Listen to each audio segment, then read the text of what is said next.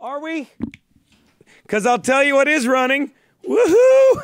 This was full 2 hours ago. Play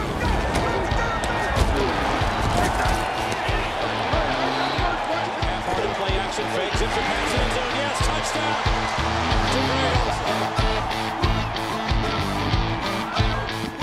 Hi, and welcome to Geno's Picks. I would like to open week 2 with an apology to our sponsors at BetDSI and MyBookie for taking all of their money last week with a 3-1-1 opener. Yeah, because for once, Daddy doesn't give a fuck about your money. And I'll tell you, 3-1-1 to leave. If you go back to February of this year and Super Bowl 52, write this down. Daddy is 8-1-1, 88%. And if you go back to February of 2013, my ex-fiance Sarah isn't fucking a filthy Jew.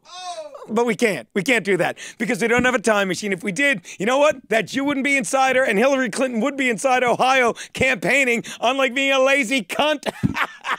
I can say whatever I want. Incidentally, you can bet on that stuff on BetDSI and MyBookie as well. That said, let's get to the picks. Look at this. Goddamn professional. The universe provides. They brought us this.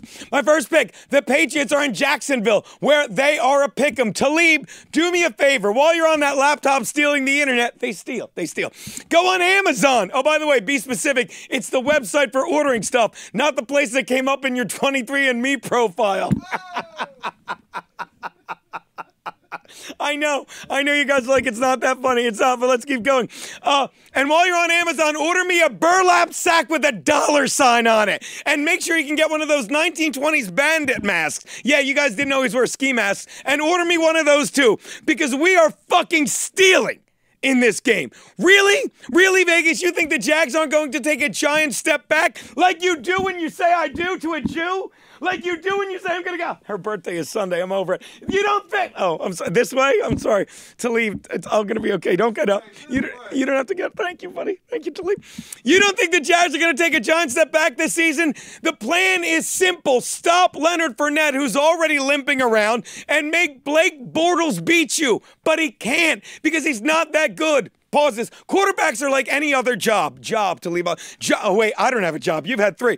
They're as good as most. You take away their best year and their worst year, and they're everything in between, and that is incredibly below mediocre. Blake is not good. As for the Patriots, they have may have looked a little shaky in their opening week win against the Texans, but at this point, all of the NFL, week 1 of the regular season is like week 3 of the preseason because it's the first time the starters are actually all playing together because Tom Brady has a bunch of other black guys in disguises, and they would be wide receivers dressed up like running backs, and they're all very good. I'm not saying all of his running backs are fast and black, but even his white running back is black. People, take the Pats in the pick 'em. What's that? Intersect. Okay, now. My next pick, Philly. Talib is giving 3 to the Bucs in Tampa Bay, and that's not nearly enough. Dude, I don't know if you know this, guys, but I do a sports sheet, and I predicted the day Jameis Winston was suspended. I sent this out to everyone, and I fucking deleted how I said Sam Darnold wouldn't be any good. We love being wrong. Ask Kumi. I was watching it with him, beating the shit out of him, saying, wow, this kid's good. The day Winston was suspended, I said the Bucs would win their opener because as any Bills or Jets fan will scream at you angrily, Ryan Fitzpatrick only wins games when they don't matter. And when you go into a game like they did last week against a first ballot Hall of Famer like Drew Brees, and you're on the road, you have absolutely nothing to lose. You don't care if you throw 8 picks, which is why with no pressure, you can throw for 400 plus yards and 4 TDs. But when this week you play a game following that game at home with all eyes on you saying, wow, against a backup QB, albeit the current Super Bowl MVP, with everyone expecting to do it again, things tighten up a little bit. Look for Fitzpatrick to come crashing to earth while the Eagles defense, which is far better than the Pats, Talib tells me, smashes him into the ground harder than the Bucs realize. In fact, the only person who's going to be smashing things into the ground whose name begins with an F this weekend in Tampa, that would be Florence. Take the birds and lay the 3. Thank you, Talib.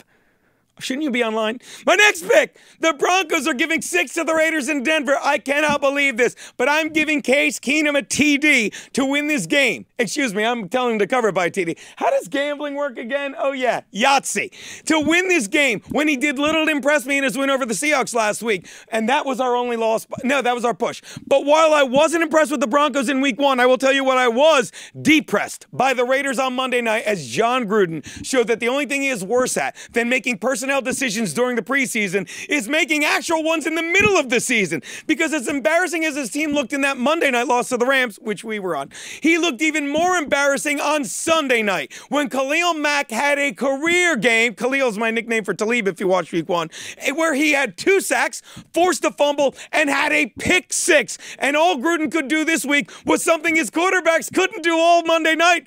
Backpedal on a receiver because he actually brought back Martavis Bryant this week after cutting him earlier in the week. And I'll tell you, it's a brilliant idea. You know why?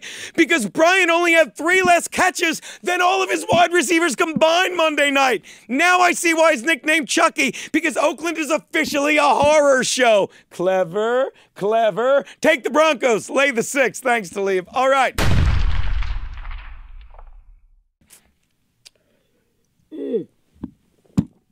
5 minutes. 5 minutes. Should we wrap it up, Talib? Talib, the Bears are getting 3.5 from the Seahawks at Soldier Field. Yes, we just told you Khalil Mack put up huge, huge numbers aforementioned in the last pick. But that strip sack and that pick 6 came against Deshaun Kaiser, who's fittingly named Kaiser because he got his position the same way Hitler did. Our first Hitler joke of the year by winning over stupid white people. Da-da-da-da-da-da. Da-da-da-da-da-da-da. Sit down, Talib. The Seahawks are a better team than you think, and the fact that ADB, that's Angry Doug Baldwin, is out gives Russell Wilson, and Carney Wilson nothing but healthy options. Look for Chris Carson to have a big game as this game comes down to a field goal, and either way, the good guys are on the right side of that. Take the Hawks for the cover. Go Hawks. Those are Geno's picks. Stop the clock. Stop the clock. Talib Starks rocks Geno's picks. Thanks, buddy. See you next week. Why is there so much space?